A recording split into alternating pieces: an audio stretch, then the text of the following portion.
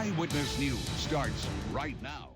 Buckeye Rural Electric in southeastern Ohio is making headway in restoring power to about 7,000 customers who are still in the dark. Eyewitness News reporter Gil McClanahan went along with crews today as they tried to fix problem areas in Lawrence County.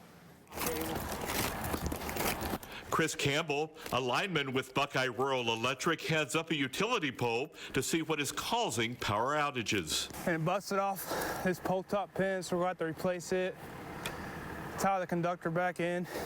He says it appears to be a simple fix compared to some of the others he and fellow linemen have encountered over the last few days.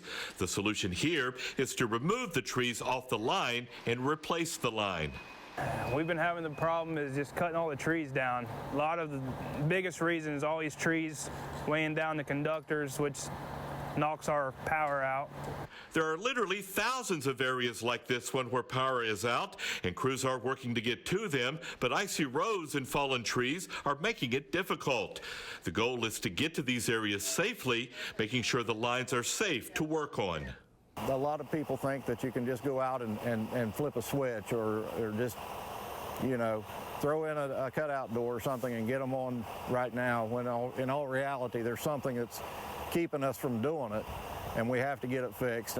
Restoring power is an overwhelming task for these power crews, and with more winter weather on the way, it could increase the number of power outages. You know, you guys work in 16-hour days. What's keeping you going?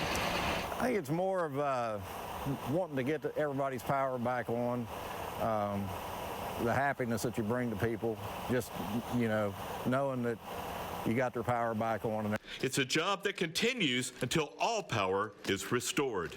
In Lawrence County, Ohio, Gil McClanahan, Eyewitness News.